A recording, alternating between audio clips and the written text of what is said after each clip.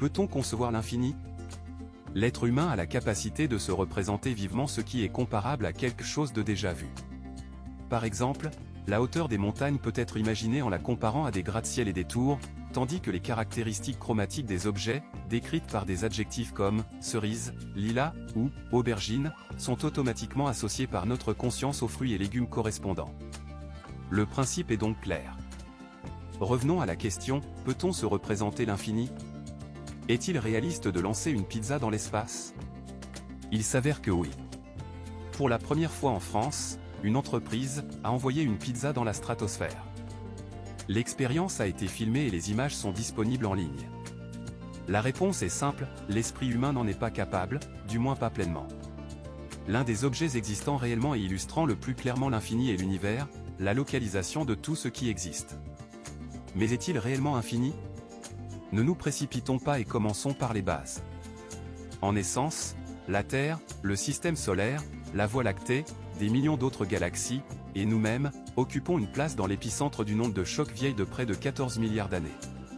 Selon les observations du rayonnement électromagnétique émis par les galaxies proches et lointaines, les astronomes ont depuis longtemps constaté que les objets visibles s'éloignent inexorablement les uns des autres, quel que soit le point d'observation dans l'univers, l'effet est le même partout. La toile d'étoiles semble s'éloigner dans toutes les directions, comme une fissure sur un pare-brise brisé. L'expansion de cette incroyable bulle, appelée univers, a-t-elle une limite? Peut-être. Mais considérons ceci, nous voyons les objets grâce à la lumière qu'ils émettent. Les astronomes terrestres ne peuvent donc observer que les étoiles et les galaxies dont la lumière a eu le temps de nous parvenir. Imaginez maintenant, si l'univers était fini et pas trop grand, nous verrions non seulement la lumière dirigée directement vers nous, mais aussi les rayons qui, après avoir fait le tour de l'univers, seraient revenus. En d'autres termes, nous observerions des images dupliquées des mêmes objets. D'ailleurs, les technologies utilisées pour étudier l'univers en expansion induisent souvent l'humanité en erreur. Par exemple, pour mieux comprendre le macrocosme, on le compare souvent à un gâteau aux raisins où les raisins s'éloignent les uns des autres à chaque instant, ou à des fourmis qui s'éloignent rapidement les unes des autres sur la surface d'un ballon de plage en expansion. Ces images conduisent à l'association inconsciente que l'univers est une énorme sphère sans limite clairement définie, mais dont l'espace possède un volume déterminé et est donc finalement fini. Le seul avantage de telles analogies est la compréhension d'une vérité simple, le macrocosme est un tapis spatial sur lequel les objets reposent relativement immobiles, ce n'est donc pas les galaxies qui se déplacent, mais l'espace lui-même qui se dilate continuellement. Considérons la question sous un autre angle, si nous ne pouvons pas imaginer quelque chose, cela ne signifie pas que cela n'existe pas. Supposons qu'il y ait une limite à l'univers. Qu'y a-t-il au-delà? Le vide? Un autre univers? Il faut admettre que ces questions entreront probablement longtemps, voire éternellement, les esprits des grands penseurs et des citoyens ordinaires. D'ailleurs, de telles réflexions ont également préoccupé les sages de l'Antiquité. Par exemple, Tite Live, dans son œuvre célèbre, De Rerum Natura, s'est exprimé sans équivoque sur l'infinité de l'univers, la considérant comme un fait évident ne nécessitant aucune preuve.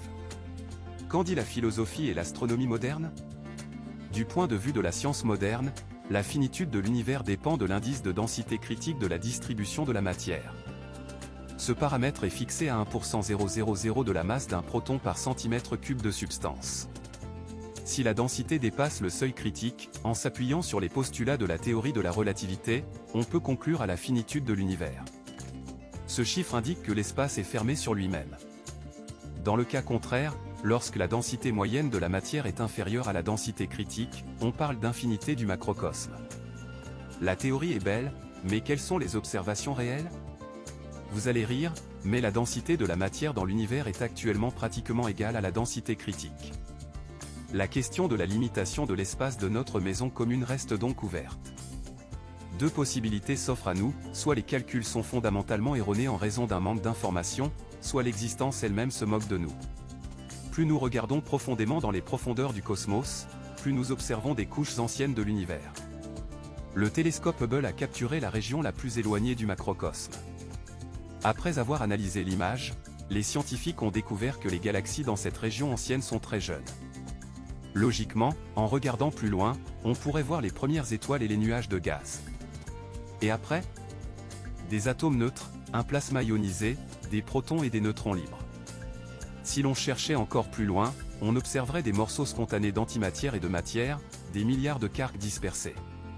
Plus loin, il n'y a rien. Devant nous se trouve la brique universelle sous la forme d'un point infiniment chaud, la singularité. Mais si les archéologues du cosmos réussissaient, par un effort incroyable, à soulever le voile du temps, quelques millisecondes avant le Big Bang, ils verraient l'espace se tordre convulsivement, se dilatant rapidement. Bien que la question de savoir si l'univers est fini n'ait pas encore reçu de réponse définitive de la part des scientifiques, on peut supposer que la limitation de notre observation est le seul obstacle qui nous empêche de regarder au-delà de la frontière. Il s'avère que le cosmos est sans limite. Qu'en pensez-vous? L'étendue de notre Wakumen cosmique a-t-elle une limite? Commentez, quel que soit le moment de la journée ou le jour de la semaine.